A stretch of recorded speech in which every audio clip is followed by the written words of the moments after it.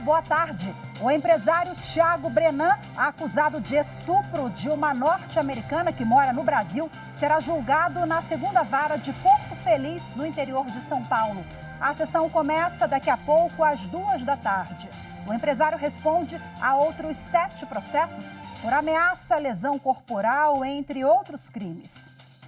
Eu sou Rafaela Vivas e esse é um dos destaques do dia. Vamos aos demais.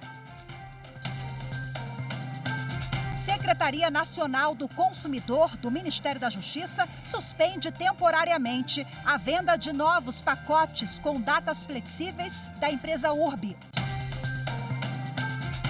Justiça Federal autoriza mais uma fase da Operação Não Seja Laranja contra fraudes bancárias. E ainda, plenário virtual do STF fixa prazo sobre validade da decisão que declarou a inconstitucionalidade do cancelamento de precatórios não resgatados em 2 anos.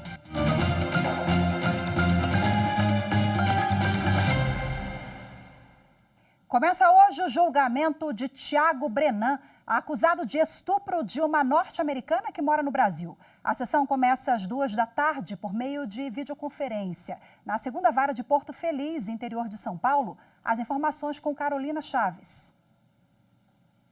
O julgamento vai ser na segunda vara de Porto Feliz, interior de São Paulo. A previsão é que a vítima seja a primeira a ser ouvida e depois as 8 testemunhas. Brenan deve falar no final. As equipes de defesa e de acusação terão 15 minutos cada uma para as alegações que podem ser feitas por escrito. O processo se refere a uma denúncia apresentada em novembro do ano passado pelo Ministério Público contra o empresário por estupro. De acordo com a ação, a vítima teria se relacionado com Brenan por 2 meses. Ao final, ele passou a ser agressivo, obrigou a ter relação sexual com ele e até filmar cenas íntimas da vítima. A mulher não teve a identidade revelada e o processo corre em segredo de justiça. O empresário pode pegar até 10 anos de prisão por esse único crime. Responde a outros 7 processos pelos crimes de ameaça, lesão corporal, corrupção de menores, sequestro, cárcere privado, calúnia, injúria e difamação. Brenan está preso no Brasil, no Centro de Detenção Provisória de Pinheiros, em São Paulo, desde o dia 29 de abril, depois de ficar 8 meses nos Emirados Árabes. O Supremo Tribunal Federal começa a apreciar na próxima sexta-feira, 2 de junho, mais 70 denúncias contra acusados de envolvimento nos atos antidemocráticos de 8 de janeiro. O julgamento será realizado no plenário virtual. As denúncias foram apresentadas pela Procuradoria-Geral da República. Este é o 7º bloco de denúncias submetidas ao colegiado, somando 1.245 até o momento. No julgamento, o Supremo vai decidir se abre ações penais contra mais 64 pessoas. A Justiça Federal autorizou mais uma fase da Operação Não Seja Laranja contra fraudes bancárias. A investigação é feita numa parceria entre a Polícia Civil do Distrito Federal, a Polícia Federal e a Federação Brasileira de Bancos, a FEBRABAN. Daniela Ramalho tem mais informações. O objetivo da operação é desarticular um esquema criminoso de fraudes bancárias em todo o país.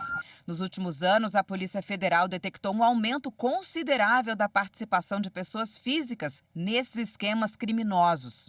Policiais federais e civis cumprem 51 mandados de busca e apreensão em 17 estados e aqui no DF. As investigações são voltadas para aquelas pessoas que emprestam as contas bancárias para receber dinheiro de golpes e fraudes, os chamados laranjas. Este lucro fácil é crime e as penas podem chegar a 8 anos de prisão mais multas. Se os crimes forem praticados com o uso de servidor mantido fora do Brasil ou ainda se a vítima for pessoa idosa ou vulnerável, a pena aumenta. Hoje, a Delegacia Especial de Repressão aos Crimes Cibernéticos, em conjunto com a Polícia Federal, cumpriu mandado de busca e apreensão contra um morador de Samambaia, no Distrito Federal. De acordo com as investigações, o homem está relacionado com uma fraude bancária, no valor de R$105 mil. A quantia foi subtraída de uma empresa de Tocantins.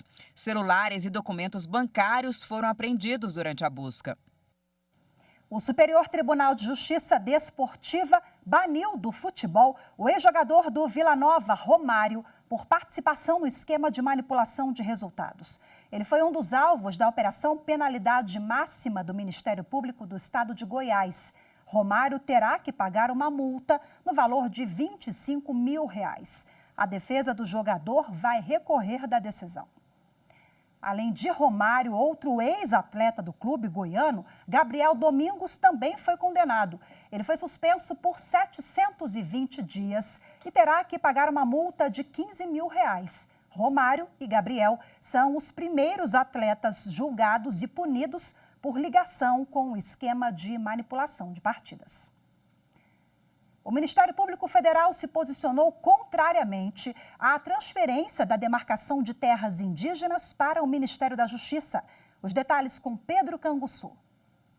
O Ministério Público Federal defende que a atribuição continue sendo do Ministério dos Povos Indígenas e demonstra preocupação com a proposta de mudança apresentada por um deputado federal por meio de uma medida provisória que será votada pela Câmara e pelo Senado.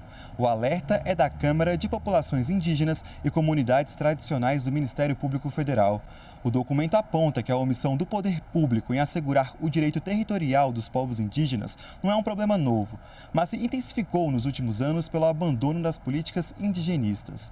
Segundo o MPF, a medida representa um verdadeiro ataque às conquistas do movimento indígena e a criação de um ministério especializado para tratar de questões indígenas representou um avanço para o direito às terras dos povos originários. A seguir, Secretaria Nacional do Consumidor do Ministério da Justiça suspende temporariamente a venda de novos pacotes com datas flexíveis da empresa Urbi. Os detalhes em instantes, voltamos já.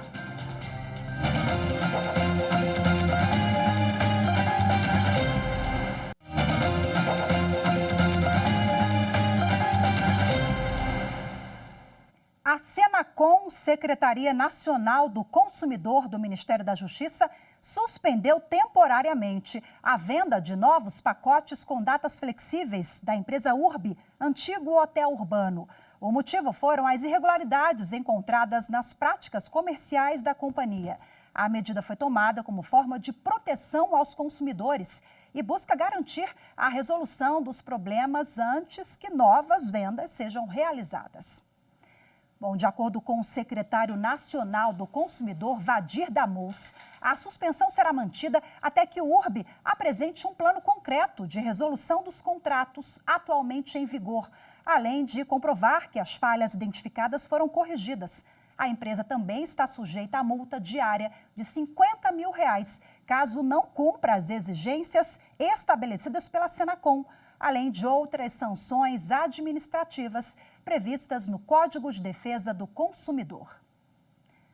O vice-presidente do Superior Tribunal de Justiça, ministro Og Fernandes, admitiu recurso ao Supremo Tribunal Federal sobre legitimidade do Ministério Público para ajuizar a ação civil pública que discute isenção tributária para pessoas com deficiência. Mais informações com Jéssica Castro. O ministro Og Fernandes admitiu o recurso extraordinário do Ministério Público Federal contra a decisão da primeira sessão do STJ, que entendeu ser inviável o ajuizamento de ação civil pública pelo órgão ministerial para discutir isenção tributária para pessoas com deficiência. De acordo com os autos, o MPF ajuizou a ação civil pública para contestar a instrução normativa da Receita Federal, que dispõe sobre a isenção de imposto sobre produtos industrializados e imposto sobre operações financeiras na aquisição de veículos automotores por parte de pessoas com deficiência. A primeira sessão do STJ entendeu pela ilegitimidade do MPF e no recurso extraordinário o órgão defendeu inexistir debate puramente tributário na hipótese, porque a isenção de IPI na aquisição de veículos automotores por pessoas com deficiência já é reconhecida na legislação. O MPF esclareceu que a questão diz respeito à regra da Receita Federal condicionante do benefício à comprovação de renda própria e exclusiva pela pessoa com deficiência. Segundo o vice-presidente do STJ, ministro Og Fernandes, o tema debatido no processo está relacionado com matéria constitucional por envolver a tutela de direitos individuais indisponíveis e da coletividade de pessoas com deficiência, além da concretização de direitos fundamentais consagrados na Constituição Federal. Ainda de acordo com o ministro, toda manifestação presente na decisão da primeira sessão está embasada na aplicabilidade do tema 645 do STF ou no reconhecimento de distinção entre ele e a hipótese dos autos. A decisão que declarou inconstitucional o cancelamento de precatórios e requisições de pequeno valor federais não resgatados no prazo de 2 anos não tem efeito retroativo. O entendimento foi fixado pelo Supremo Tribunal Federal em plenário virtual. Acompanhe agora mais informações com Daniela Ramalho. A decisão sobre o cancelamento de precatórios foi tomada pelo Supremo Tribunal Federal em junho do ano passado. Uma lei de 2017 definia que, se o credor não resgatasse, no prazo de 2 anos, o precatório ou requisição de pequeno valor expedidos, o dinheiro depositado nos bancos públicos voltaria para os cofres públicos. Os ministros entenderam que a norma afronta os princípios da segurança jurídica e da garantia da coisa julgada. Por isso, invalidaram a lei. Mas, em embargo de declaração, a Advocacia Geral da União pediu a modulação temporal dos efeitos da decisão. Segundo a AGU, se o governo fosse obrigado a pagar os precatórios cancelados desde o início da vigência da lei, o prejuízo seria superior a 15 bilhões de reais. Em julgamento no plenário virtual, os ministros acompanharam o voto da presidente do STF, ministra Rosa Weber. Ela considerou que o impacto no planejamento financeiro da União poderia comprometer a efetivação de políticas públicas. Com isso, ficou definido que os efeitos da decisão que declarou a lei inconstitucional só devem ser contados a partir do dia 6 de julho do ano passado. O Tribunal de Justiça do Rio Grande do Sul concedeu selo de regularidade e responsabilidade no pagamento de precatórios aos municípios gaúchos. Confira na reportagem de Matheus Beck. A distinção foi entregue às prefeituras que quitaram voluntariamente os pagamentos referentes a 2022 e cumpriram integralmente o acordo proposto. No caso dos 14 municípios premiados pelo Tribunal de Justiça, eles passaram do regime especial para o regime geral. Das 497 cidades gaúchas, 89 ainda estão no regime especial. No regime especial, os municípios têm que pagar um valor mensal do seu orçamento para honrar o estoque de passivo de precatórios. Já no regime geral, não. Eles incluem no orçamento e tem até o dezembro do ano subsequente para fazer o pagamento, o que torna melhor a gestão da administração pública no pagamento dos precatórios, de acordo com o Caixa. Receberam o certificado das mãos da presidente do TJRS os municípios de Cerro Branco, Constantina, Giruá, Inhacorá, Jaquirana, Mato Castelhano, Paraíso do Sul, São Sebastião do Caí, Tupanciretã e Barão do Triunfo. Os municípios de Caseiros, Cândido Godói, Entre Juiz e Itaara também foram contemplados e receberão o selo em outra ocasião. Todos nós temos sempre esses compromissos para honrar e sabemos do quanto o trabalho na gestão pública municipal no dia a dia, né, nos demanda e temos desafios, com tantos desafios que estão vindo também neste ano especialmente, né? O esforço em cumprir o compromisso assumido pelas administrações municipais, mesmo diante de dificuldades com as receitas, foi exaltado pela presidente do Tribunal Gaúcho. É neste contexto que o comprometimento de vossas excelências, prefeitos, hoje distinguidos pelo reconhecimento, com o pagamento dos precatórios, merece ser destacado e reconhecido. É muito difícil, né, dentro de um contexto atual, os municípios conseguirem saldar o estoque, um passivo de precatórios, diante de um sem número de demandas que eles têm para enfrentar com um orçamento pequeno. Por isso, assim, é um momento assim, de registro, de júbilo, de exortação, né, do trabalho desses municípios para migrar para o regime geral. A seguir, a atualização do processo judicial eletrônico do Tribunal de Contas de Mato Grosso garante mais autonomia e celeridade para Centro Judiciário de Solução de Conflitos e Cidadania de Segundo Grau. Os detalhes desse novo fluxo de trabalho após o intervalo. Voltamos já.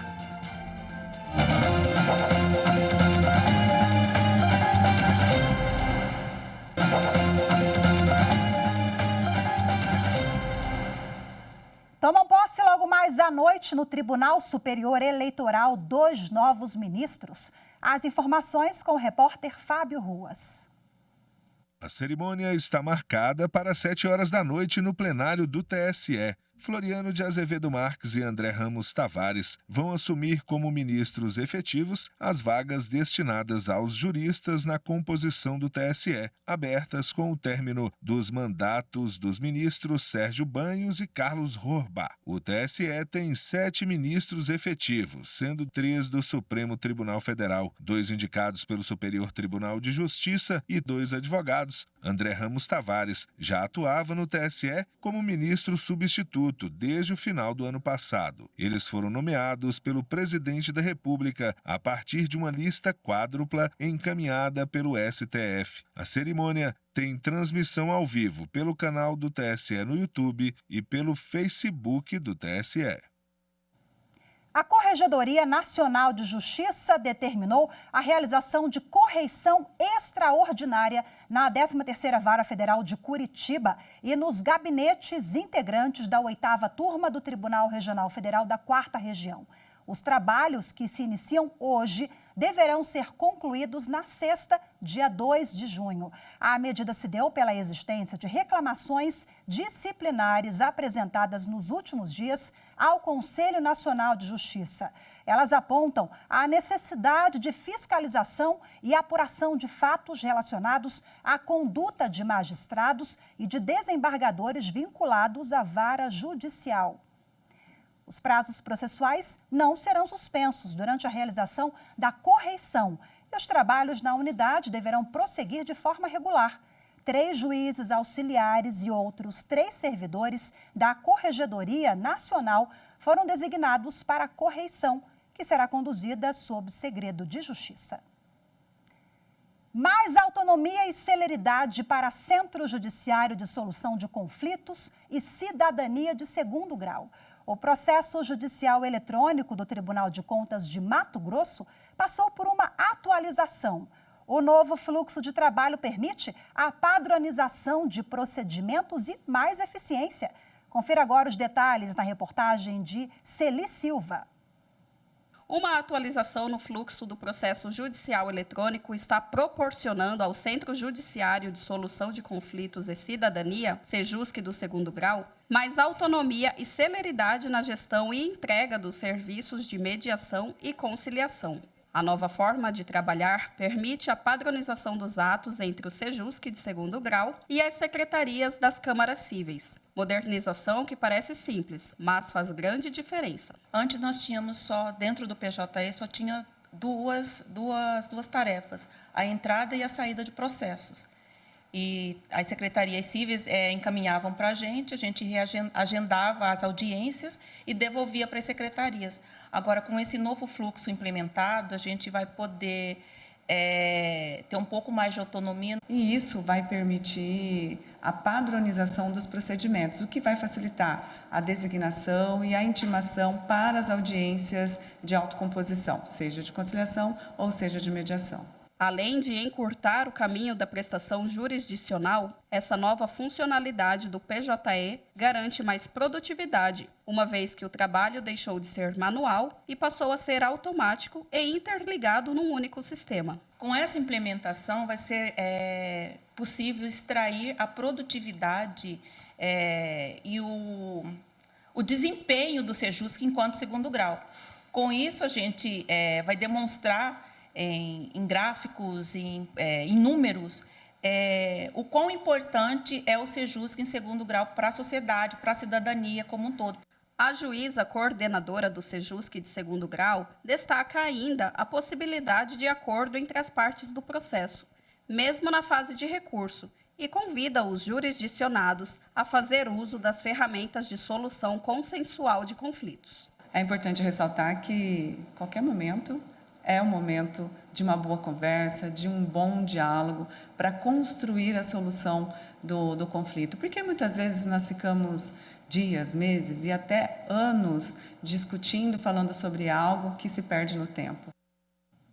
A Justiça do Trabalho admitiu a exclusão de cláusula de quitação geral de acordo extrajudicial e a homologação parcial de acordos em 2 casos. Um envolvendo a Volkswagen e outro a Fundação Educacional de São Paulo. De acordo com a 3ª turma do Tribunal Superior do Trabalho, que analisou os recursos, é possível excluir as cláusulas consideradas ilegais, abusivas ou fraudulentas. Os detalhes você confere agora na reportagem de Pablo Lemos.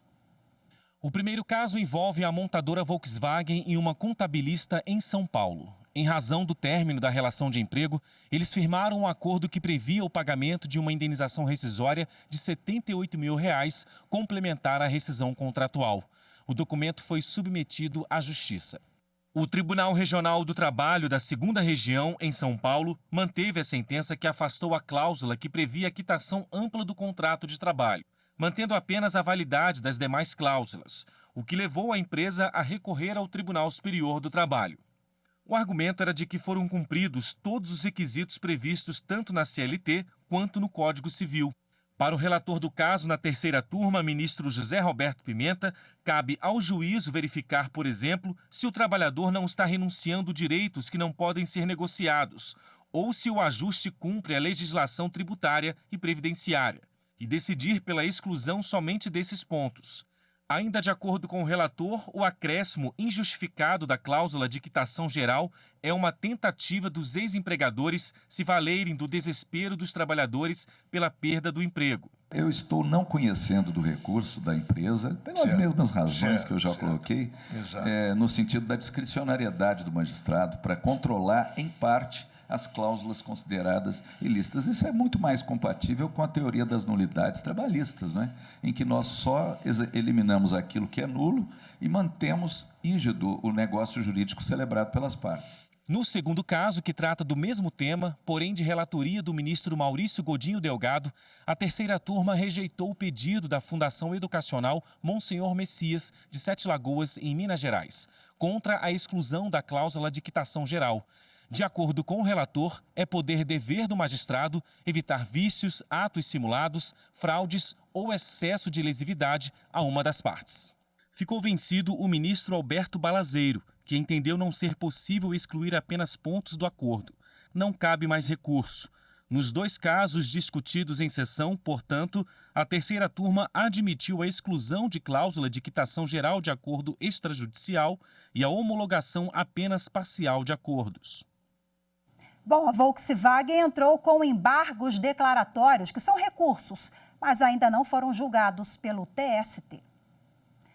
A presidente do Tribunal Regional do Trabalho da 5ª Região, desembargadora Débora Machado, assinou o contrato da empresa que realizará as obras de adaptação dos 2 prédios do Complexo Empresarial 2 de Julho, que fica na Avenida Paralela, em Salvador.